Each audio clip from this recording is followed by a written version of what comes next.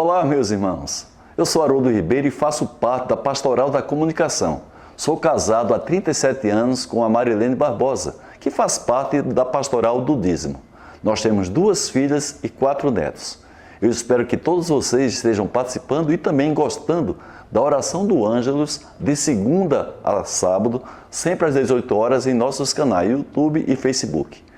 Para orarmos juntos o Ângelus, invoquemos a Santíssima Trindade. Em nome do Pai, do Filho e do Espírito Santo. Amém. O anjo do Senhor anunciou a Maria, e ela concebeu do Espírito Santo. Ave Maria, cheia de graça, o Senhor é convosco. Bendita sois vós entre as mulheres, bendito é o fruto do vosso ventre, Jesus. Santa Maria, Mãe de Deus, rogai por nós, pecadores, agora e na hora de nossa morte. Amém. Eis aqui a serva do Senhor. Faça-se em mim segundo a vossa palavra. Ave Maria, cheia de graça, o Senhor é convosco. Bendita sois vós entre as mulheres, bendito é o fruto do vosso ventre, Jesus. Santa Maria, Mãe de Deus, rogai por nós, pecadores, agora e na hora de nossa morte. Amém. E o Verbo se fez carne e habitou entre nós. Ave Maria, cheia de graça, o Senhor é convosco. Bendita sois vós entre as mulheres, bendito é o fruto do vosso ventre, Jesus.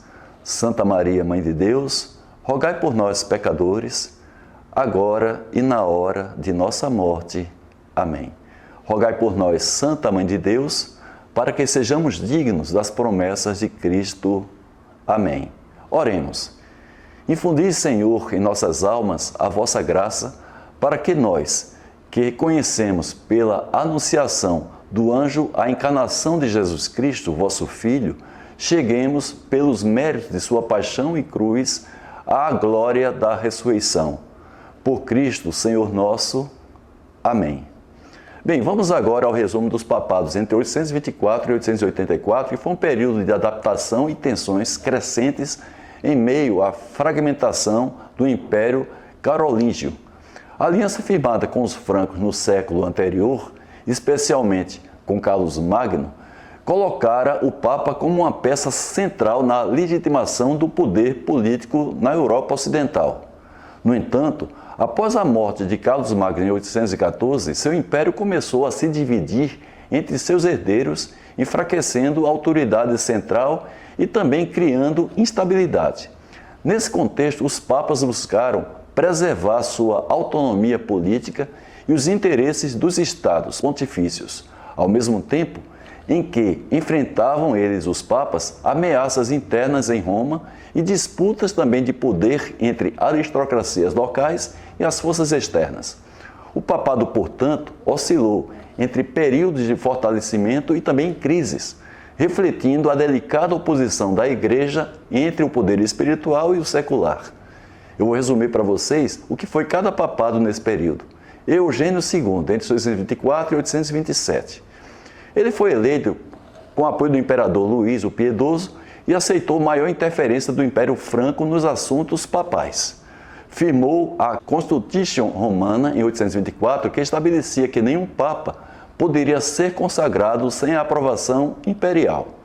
Apesar disso, trabalhou para fortalecer a administração da Igreja e o clero romano. Depois tivemos Valentim em 827.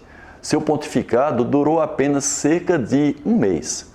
Pouco se sabe sobre as suas ações, mas sua eleição foi bem recebida tanto pelo povo quanto também pela nobreza romana, sugerindo uma figura conciliadora. Gregório IV, entre 827 e 844. Ele tentou mediar o conflito entre Luís o Piedoso e seus filhos, mas sua intervenção fracassou e com isso gerou desconfiança do imperador. Ele ampliou a influência da Sé romana no Império Carolíngio, iniciou o fortalecimento dos estados pontifícios e reorganizou o clero romano. Ele teve um papel relevante na cristianização dos normandos na Europa Ocidental. Depois dele tivemos Sérgio II, entre 844 e 847. Sua eleição ocorreu sem consulta prévia ao imperador em desafio à Constitution Romana. Enfrentou uma violenta invasão sarracena, que é a muçulmana, que saqueou parte de Roma em 846 incluindo a Basílica de São Pedro, ainda fora das muralhas. Após isso, ele reforçou as defesas da cidade. Depois dele tivemos Leão IV, entre 847 e 855. Ele reconstruiu as áreas saqueadas pelos sarracenos, que eram os muçulmanos, e iniciou a construção da Leonina Murata, fortificando o Vaticano. Depois organizou uma aliança naval com cidades italianas, obteve vitória contra os sarracenos na Batalha de Ostia em 849. Ele foi defensor da liturgia e da disciplina eclesiástica e deixou uma imagem de papa firme e também estratégico. Bento III, entre 855 e 858, foi inicialmente impedido de assumir por apoiadores de um antipapa, o Anastácio. Depois, seu papado foi marcado pela resistência à intervenção política e também por esforços de pacificação entre facções rivais em Roma. Ele também, promoveu a integridade do clero e reafirmou a autoridade moral da Sé romana. Depois tivemos o Nicolau I, o chamado Grande, entre 858 e 867. Foi um dos mais importantes papas daquele período. Ele ampliou significativamente o poder papal sobre os bispos e também sobre os reis. Interveio com firmeza em disputas no Império Franco e também nos Balcãs. Defendeu o matrimônio indissolúvel e reafirmou o primado romano. Ele é considerado, meus irmãos, um dos papas mais reformadores que já existiu. Depois dele tivemos Adriano II, entre 867 e 872. Ele foi escolhido já idoso e teve um pontificado relativamente muito discreto.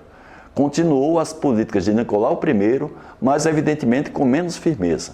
Sofreu tragédia pessoal com o assassinato de sua filha e também do seu genro, o que abalou o seu governo. Ele manteve diálogo com o Império Bizantino e reafirmou o direito romano sobre os eslavos ocidentais. Depois tivemos o Papa João VIII, entre 872 e 882, um dos papas mais combativos daquela época. Ele enfrentou novas invasões sarracenas, ou seja, muçulmanas, e teve de pagar tributos para proteger Roma. Confirmou a missão dos santos Cirilo e Metódio nos eslavos, apoiando dessa maneira a liturgia eslava. Foi envenenado e depois espancado até a morte, sendo o primeiro papa assassinado de forma documentada. Seu papado marcou um ponto de inflexão em relação ao declínio do poder papal diante das pressões externas e também as pressões internas da própria Igreja.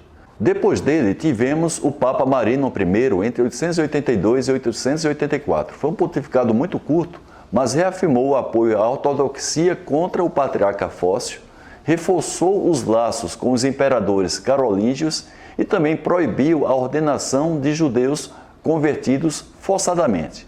Ele defendeu a autoridade da Santa Sé sobre as igrejas locais. Depois tivemos Adriano III, entre 884 e 885, que foi convocado pelo imperador Carlos o Gordo para um concílio político e faleceu durante a viagem. Seu papado teve pouco tempo para marcar grandes ações. Pessoal, ele foi posteriormente canonizado, sendo um dos poucos papas daquele período com esse reconhecimento oficial da Igreja. Bem, meus irmãos, eu espero que vocês tenham gostado do resumo que eu fiz, fruto de minha pesquisa, e concluímos aqui a oração do Anjos de hoje. Eu convido todos vocês para continuar participando ativamente dos demais dias, sempre entre segunda e sábado, às 18 horas, nos nossos canais. Nós estivemos aqui reunidos em nome do Pai, do Filho e do Espírito Santo. Amém.